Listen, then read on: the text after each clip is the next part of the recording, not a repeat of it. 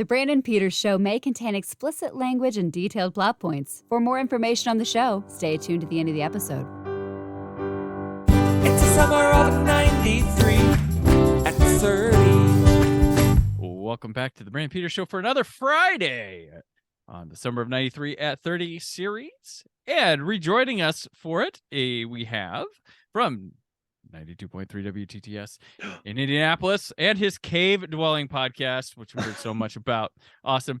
It's our favorite spelunker, Matt Pelsor. Cavers rescue spelunkers. I'm a caver. Oh, okay. Remember? Oh, that's right. Cavers. I don't remember, apparently. No, it's fine. Thank you for having me back. This is so much fun. I had so much fun with the Rod Stewart episode. If you haven't heard that one, you can listen to it if you want. You got free will. You do whatever you want. I'm glad you're here now, though. Yes, definitely. So, as to do, movies this week we talked about on Monday. I'm gonna ask quick thoughts if you have any, if you saw them. We talked about Sleepless in Seattle, Dennis the Menace. Yes. And this little indie film that's terrible, even though Scott said it was fine. I disagree. House of Cards. It had Tommy Lee Jones in it and Catherine Turner. Yeah, I remember hearing about that one, but I never saw that one. No, Dennis the Menace. I think, if I'm not mistaken, I saw Dennis the Menace in the theater. Oh, okay. Did you remember Switchblade Sam, played by Christopher Lloyd? That was like the creepiest thing ever in a kids movie. Oh my God. Right.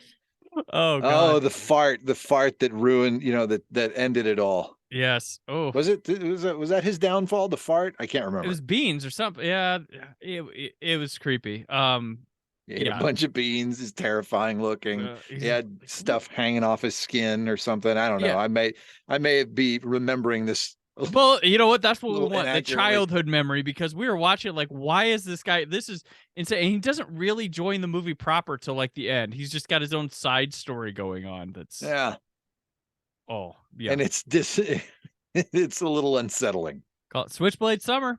That's what it is. So one thing before we get into this music video to talk to you about is your love of microphones. You have a very passionate oh my gosh. You want to talk about microphones? Do you have an hour? Because I could give you an hour, no problem. We'll make full speed ahead. Let's go. 5-part episode where 10 of it's Duran Duran and the rest is microphones.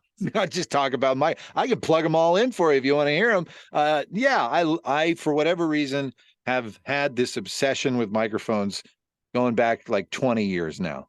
I don't know why. I just all of a sudden got obsessed with microphones. I thought they were cool looking. I loved the fact that some new ones cost thousands of dollars. Why would it cost thousands of dollars? It must be thousands of dollars better. And it's not. There are so many like super expensive microphones. You put them up against one like yours, or its cousin, the SM57, and you record the two together, and a lot of people wouldn't be able to tell the difference. You got a $10,000 vintage U47, an SM57 for $100. Put them together, they sound pretty close. One doesn't sound $9,000 better than that one. Mm-hmm. But anyway. But yeah, so I like microphones. The one that I'm on right now was my very first vintage microphone purchase. This is a Shure 51, model 51. And it was the very first one I ever bought with my newborn son in my lap. And I'm like nervous about becoming a dad. And I'm sitting in this beautiful room. My in-laws are mowing my lawn. They're like, whatever, just sit with the baby for a little while. You're fine. Yeah, they were just so happy to have their first grandson. They're like, you just sit inside. And I'm on my phone and I'm like, what the hell is going on? What do I do? We just brought the baby home. And I'm like, I have to make a nervous purchase. And I'm going to make a microphone purchase. And I bought this thing. And it sounds terrific, don't you think? No, it sounds great. Also, one time a while back or whatever, I went to your house. You showed me your recording room, and you're like, "You gotta see my mics." And I was like, I had never heard of a microphone enthusiast like this. You showed me like vintage stuff. I was like, okay. Well, and I've gotten a lot more. I mean, okay, so for the video viewers, let me just grab a few of them. Real fast. Go for it for the video crowd. Right over here. Yes, I've got them right over here. I've got my stick mics. I've got a lot of electro voice. Here's an electro voice, and there's one, and then there's an old Shure right there, and then this is an old Cal Rad. I got more. I'll show you. You're going to wish you hadn't asked. I love it. These are the gold microphones, and this is the Oh. oldest one I got. This is an Electro Voice V1, and this still works. Still sounds pretty good. You wouldn't want me to do the interview on this one, but it still sounds all right. This one does not work. This one sounds awesome. It's the old Japanese one. I got more. Just hang on a second. But wait, there's more. But wait, there's more. All right. So I almost did the interview. I did the segment with one of these. Can you guess which one? Which one would I have done it with? The purple one? Oh, it's blue actually. Oh, But it's you're blue? right. Yeah, You're okay. right. That's the one. I found some guy in Ohio found this in a barn and sold it to me for really, really cheap. And it was garbage. And I cleaned it up and I put the foam in there and I re-soldered all the connections and it sounds pretty good now. So these are the Shure 55 Unidynes. I got more, but I'll spare you. See, I'm a little crazy. When most guests I have come to record, they just have a mic to do it. You probably sat there and went like, what am I going to use for tonight? I stressed over it. I was like, man, I got to make it. I'm the microphone guy. I got to pick the right one. And I think I did. This one, I think among the best of my vintage microphones, but I don't buy one unless I can get it super duper cheap. And then if I need to, I'll restore it just like I did with this blue one here. But this blue one sounds about as good as this one. I almost picked this one. So you could do it like a genuine record, like if you want to make something sound like vintage or from another era, you have the equipment to do so. Yeah, essentially I could, yeah. And I've been asked by like local theater groups. They know I have old microphones. Like, if we need an old microphone, can we borrow one? I'm like, absolutely. Do you want it to work? Do you just want it to look cool? I can give you either. Oh, that's good.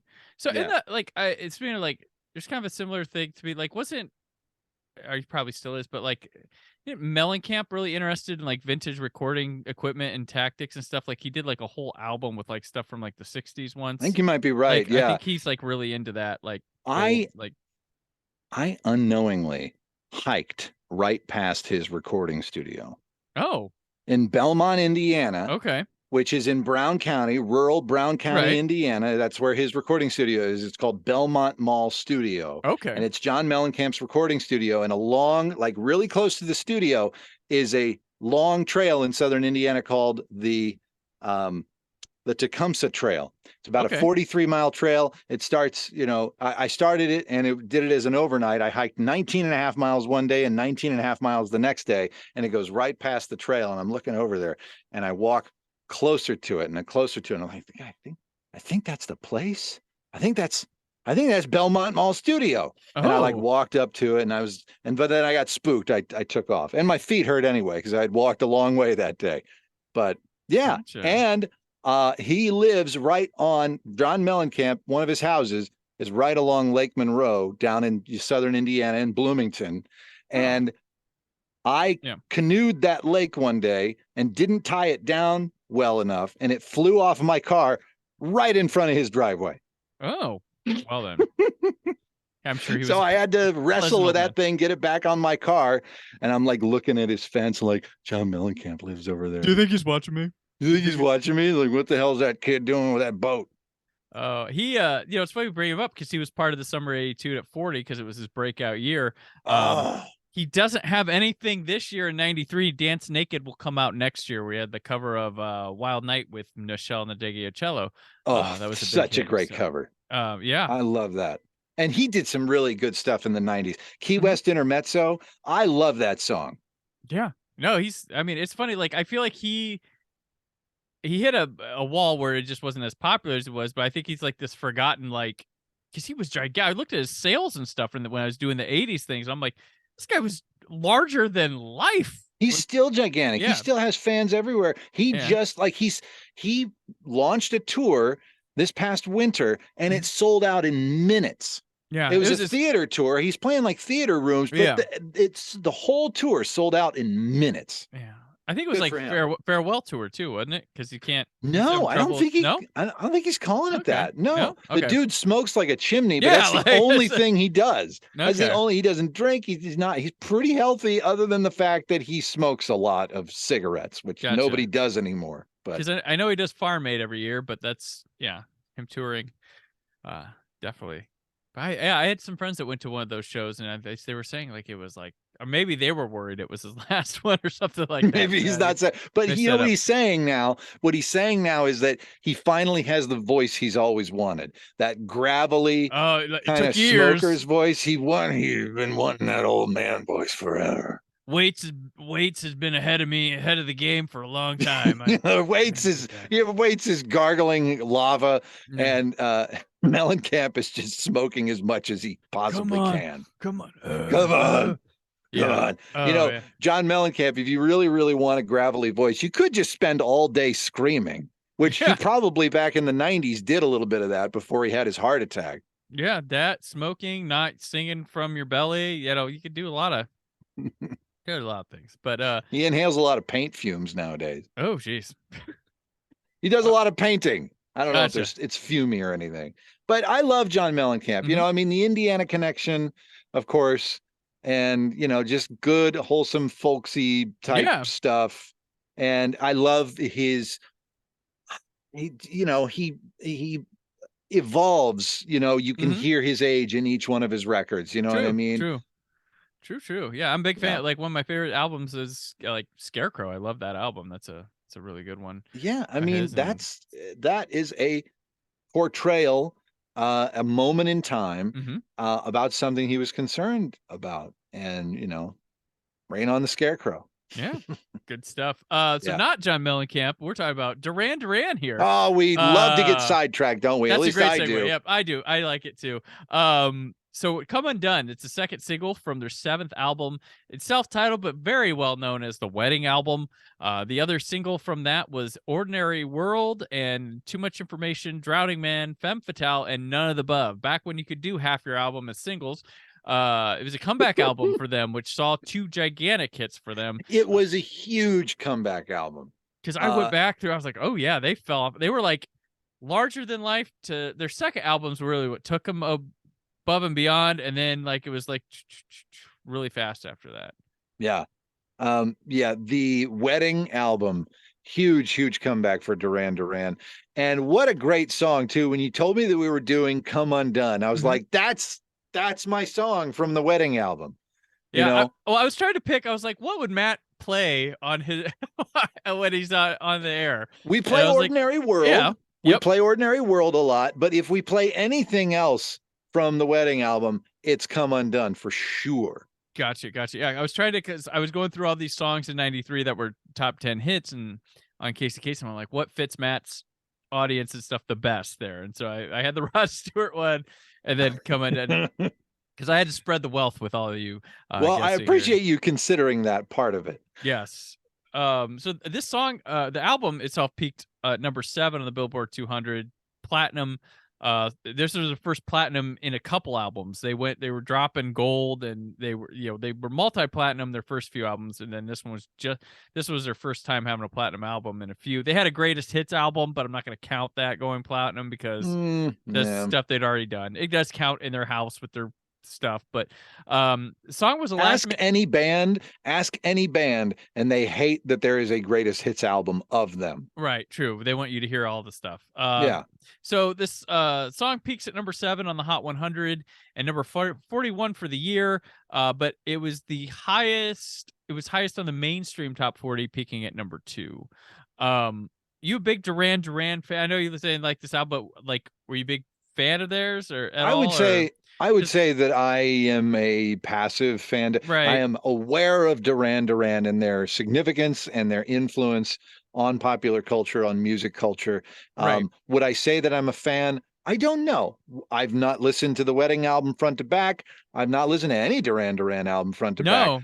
But I do very much appreciate what they did for music in the 80s and 90s. Right. So I think when this comeback album happens for them right as we're getting into like grunge and alternative stuff, so they were pumping it into our young people's music stations, like which I knew Ordinary World, but when this song played, and I'm gonna embarrassingly admit, I thought for years this was Depeche Mode. I don't know why, but like I think that's an honest mistake. The DJs, they come in, they name, okay, you've heard Depeche Mode, Duran Duran, and Stone Temple Pilots, and we're gonna head on to this hour. It's like I was like, oh, well, that one song Coming Done sounds like Depeche Mode or something like that. So Yeah. I didn't put it together for the longest time. So I thought this was a Depeche Mode song because Duran Duran, you listen to other stuff, it doesn't sound like this. This is like a change in sound for them. It was, but So- that kept them relevant. And that was why everyone's like, this is one of the best comeback albums, really, in rock. Yeah, they kind of reinvent themselves a bit. Like I said, passive fan there. Like I know the hit. I might have heard the hits and stuff then, but I didn't put two and two together. That that's Duran Duran. But being a James Bond fan, I always knew View to a Kill, one of their biggest hits, because it came from the James Bond movie, the same title. So I always knew that one. Knew that was Duran Duran. But there's some other songs that would pop up over the years, and I'd be like, oh. And then when I would finally see it with the name Duran Duran, I'd be like, oh, that's Duran Duran too. Okay, so Yeah. but yeah, they were, and the look of them, they kind of changed their look too. When you look at this video compared to, granted they don't have big hair and crazy costumes anymore. No. Into this era. And yeah, a lot of just sort of random shots of the band, individual members in this video. The aquarium thing. Yeah, there's a lot of they're trying. I almost feel like they're trying to say too much in this video. Like there's pick a lane without knowing exactly what they're saying. They are, trying to say too much. Well, we'll do this, we'll do that. I feel like there were so many. This is not unique to this video. There were so many videos that were like that. It's just like, oh, it's a music video, so we don't have to show the band playing. We can show a little bit of the band playing, but we can also show a bunch of random crap like aquariums and a woman drowning. The woman drowning doing the escape act and singing the chorus is like cool. That's one thing. So someone's like, I can shoot this really cool and it'd be fine. And like, okay, but what about Tim's idea, Joe's idea, Sally's idea, and Frank's? Yeah, a committee made this video. Well, I got this alcoholic guy. I'd like to show him it. Oh, okay. Then there's this like guy he's a cross dresser. We'd like to show him. It's like all this stuff, and like there's a white teddy bear. There's the old people on the boat. Yeah, like there's too much going on. The funny thing about the chains of her underwater, I'm like, what? She brings the chains in, and I'm like, all right, I get the allegory, but the chains, you see that video, and you're like, those aren't metal chains. Those are plastic chains. How are they floating in the water? Chains don't do that. Give me a break with this crap. Yeah. It's probably worse, done no favors by being in HD now. No. Oh, so many things. So too much was brought to light during HD conversions. I wrote down, I was like, I wrote this video is aquarium chic. That's the style going on. And Duran Duran. So do you remember the movie Can't Hardly Wait? Yeah. I love that movie. My favorite teen comedy from the 90s. So there's a band in that movie playing at the house that all they do is argue and never play any songs. Yeah. With Breckenmeyer. Great and bit. Donald Faison. Breckenmeyer, is he dressed like Duran Duran from this video? Oh, goodness. I couldn't. I was like, oh my gosh, is this what he's going for? Because he's got the puffy shirt with the jacket, and so he's got the little eyeliner thing that's not going on here. But I'm like, he looks like the lead singer from Duran Duran in this video. Oh, that had to have been part of the inspiration. I don't know, but I don't know. That's one thing that jumped to me. So this video is directed by Julian Temple, and he's a major so he gets to start doing Judas Priest, Sex Pistols, and Stray Cats videos. He does Depeche Mode video. Also does Culture Club, Kinks, Rolling Stones, David Bowie, Tom Petty, Janet Jackson, Wilson Phillips, and he did. Certain places say he directed the video for Jump by Van Halen, but wow. There's other name, I couldn't find it solid. Like some places say he did it, others say these other two guys, David Lee Roth and someone else did it. So I don't know. But I'll give him credit in case he was. He also directed a film called Earth Girls Are Easy. Have you seen that one with Jeff Goldblum? And I've heard of Earth Girls Are Easy. Gina Davis. That's his movie? That's his movie. I had to review the Blu-ray for it last year. I'd never seen it before. It's got I appreciate the cult status. I enjoyed to a degree. I didn't hate watching it. And I was like, okay, that was fine. It's fun to see young Gina Davis and Jeff Goldblum playing around, but it's okay. Not in The Fly.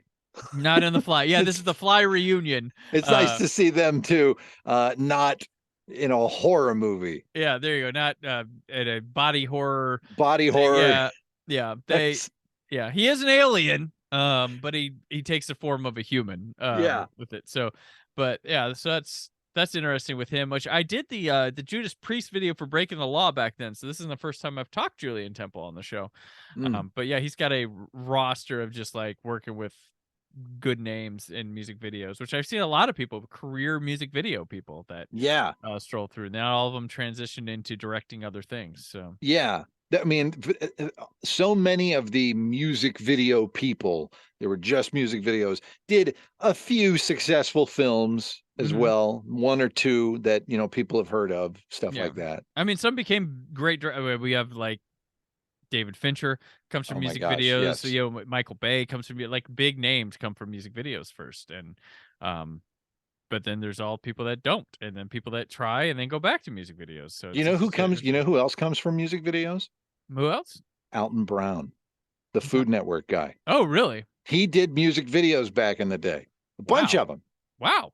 Yeah. Okay. Yeah, that's great. Like Steve Barron, who did the Ninja Turtles movie and a couple other movies, like from he was a music video guy. Like there's a lot of, and then you watch some of these movies, and some of them that don't transcend well the film, you kind of go, okay, I get it. When they look like sets with smoke and stuff, and you're like, all right, you kind of get it. But it's a fascinating. Back when there were budgets for music videos, right? That culminated in the Scream video with Michael Jackson and Janet Jackson. God, so much excess in that video. Oh yeah, well, and the rap videos in the end of the '90s would throw money at everything. But yeah, it's a fascinating thing for me because like the music video era is something I think somewhat forgotten. It's not as important to sell your album anymore. It's not important really at all to sell your album anymore.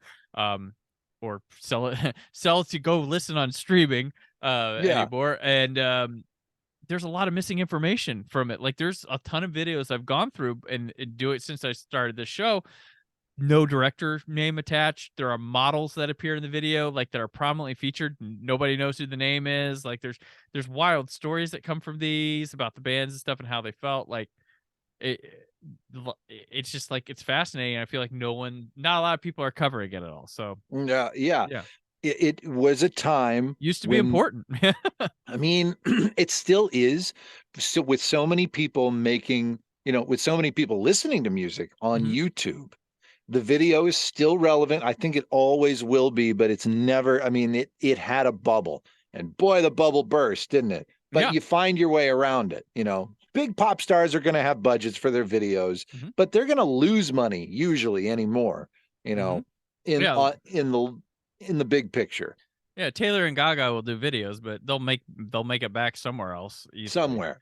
Yeah. So, but yeah, this Duran Duran doing the video. I mean, they were doing videos like crazy. This is more their style. I don't know I think they were just moving into they're trying to sell this to young people, but like they're moving more adult contemporary with stuff like this. And this one's got, I don't know, I think they just let the director go try to do something artistic, saying too much. He's playing around with a lot of lenses too, and After Effects. I'm just like, okay, this is so 90s, but like it's definitely the era you throw it in. With so many of these videos where you've got all of this cliche stuff happening. And of course, at this time, it wasn't cliche. This is just what music videos were. Excuse me. With all of this stuff going on, you got to wonder how much of it the band signed off on, or how much of it was their idea, because it's a collaborative thing. But was this a situation where they had too many ideas and they wanted to execute more of them, or did they come to the table with not enough? I feel like it's either or. If they went straight to Julian Temple and they were like, you just do whatever, and Julian Temple, who's directed a ton of music videos, is like, okay, what have I not done before? Aquarium party with a bunch of random B-roll. Let's go. There's also the thing where there's just a stack of scripts and they're like, make it work for them. Like there's stuff that they're ready. They've got pre-produced, and they're just like, just throw Duran Duran into that one. But this concept, I think, would be done better years later with TLC's Waterfalls. I think that one is trying to do the same thing. The computer animation, you can't go wrong. That video made that song. But that's got the kind of like video. The alcohol. It's got like some guy cheating on his wife, but it's like trying to talk about these deep things, but at least gives time to those things, and you clearly understand what they're doing with it. And this is just, and they've got 3 segments, one for each verse. This is like Yeah. everything happening at once and clipping through, and like maybe another edit does this video a solid. Yeah. Maybe that's what it is. Where you can sort of craft a story, Yeah, a narrative of some kind. you can pay attention to something for a bit. Yeah, like But there was that time, and there is that idea, I think, and it still exists, that it shouldn't be about the video. It should be about the music, man. true. But if you make a good video with a story, then it will enhance the music. So there's no shortage of bad videos Mhm. because there's that mindset. Yeah, it's just a video. Let's let the music speak for it. But if we have to have a video, it can be anything. Like how many people bought Hootie and the? I mean, everybody bought Hootie and the Blowfish back then. Everybody bought Cracked Rear View. But how many people who weren't interested that liked the "I Only Be With You" video with all the sport ESPN people and stuff were like, "Huh, Yeah. that's funny," and then that is what clicked them to buying it. Like that, it was definitely a contributor. Millions. I would say probably Yeah. millions. Back when people were buying albums, I got Cracked Rear View. Everybody had it. Yep. Everybody had it, and that poor band, like the second their follow-up came out, and everybody was done. Never. I mean, Yeah, that's. I you're mean, they right. were so big, and There were some good songs on that next record. yeah, there was. It was not bad. But yeah, everybody had like, and that's why I think Alanis, she had another album like that, and she took a long time before. Not a long time, but she took a while before her second one, which also did not do as well as Jagged Didn't Little do Pill. as well. It's hard to beat something like Cracked Rear View or Jagged Little Pill. Yep. But and I think, didn't Alanis' second record do way better than, say, by comparison, Hootie's? Oh yeah. I mean, she had some big hits off that too. She had Yeah. the one from the City of Angels soundtrack, and then she had that Thank You song. Oh, City of Angels. Yeah, I mean, Iris, Goo Goo Dolls, their Yep. biggest moment by Yep. far. Yes, for sure. That was song. So I know that one. So Rob Cavallo produced that one. He did Dizzy Up the Girl, that album, Mhm. and he's got an acoustic guitar in his studio. It's called The Magic Guitar, the Hitmaker. the Hitmaker. The Yeah. Hitmaker, which that was written on. I know 2 other ones that were written on. The Green Day's Time of Your Life, Good Riddance, because he produced all the Green Day albums. Yeah, And- he's a huge Green Day producer. Yep. And then he did Dave Matthews Band You and Me. They were struggling to find the love song for that album, and late in the process he said, just write something on this, or if you got something And going on, and that was their last big hit. It'll come to you. Yeah. I have a funny Rob Cavallo story of all Okay. things. So there's this brilliant songwriter. She's a singer too, but she's primarily a songwriter. She's written stuff for Rihanna. She's worked with Beyonce, I think, Cher. Her name is LP. She's huge in Poland, of all places, big in Okay. Eastern Europe, but she's an American. And she has done some really, really cool stuff. She did a performance in our performance space at 92.3 WTTS Okay. called Studio 92 that has gotten more views than any video that we have ever put up. It is north of 8.5 million views. Wow. This one little performance of this great song that she did in our studio space, 8.5 million views, most of them Eastern Europe. Anyway, so I did an interview with her. Rob Cavallo produced one of her albums, and she trashed Rob Cavallo so hard. Wow. She was like, that album pisses me off because hotshot Rob Cavallo came in and was trying to change my sound, and I had great songs, and he popped them up and screwed it up for me. So he does. No, he does change. Yeah, he's got an eye for it. But yeah, I can see that. I don't think he understood what she was, and I mean, Right. and it's possible that she didn't do a good enough job asserting herself into understanding who she was. But if you have one little conversation with LP, you realize something pretty quickly. She is assertive, and she was probably trying to be assertive with him, and maybe he was having an ego moment. I don't know. Yeah, you never know. I mean, even the greatest producers can't work with everybody. They That's can't. true. Yeah. So who knows? That's interesting. Interesting to know. But yeah, we'll wrap on that Rob Cavallo moment. Hi, Rob, if you're listening. So that'll wrap us up here, and I'll wrap you, Matt, for Summer of '93 at 30. So I'm happy to have had you. This is great. And let people know where they can keep up with you all summer long and beyond. I so appreciate being invited. I would love to come back sometime. You can find me on Instagram at Matt Pelsor Radio. If you want to talk about vintage microphones, I'll talk to you all day. All right. I'm on Twitter and Instagram at Brendan4KUHD. Written work on whysoblue.com. Come back Monday. Scott, Aaron, and I, we talk The Firm. Pauly Shore in Son-in-Law, Much Ado About Nothing, which is a Kevin Branagh Shakespeare thing with Denzel Washington in it and Keanu Reeves, and the re-release of Snow White and the Seven Dwarves. So all that and all the pop culture going on for that week in the summer of 93 at 30 as it continues. It's the summer of 93 at 30. Thank you for listening. The Brandon Peters Show is a Creative Zombie Studios production. Produced by Brad Shoemaker and Brandon Peters. Written and edited by Brandon Peters. Announcer vocals by Jessica Alsman. Theme song by Metavari. Web design and show art by Brad Shoemaker with Brandon Peters. All music and clips featured in the episode are property of their respective studios, and no infringement is intended. The Summer of and News themes by Pres Maxson. Additional information on this and other episodes at thebrandonpetershow.com.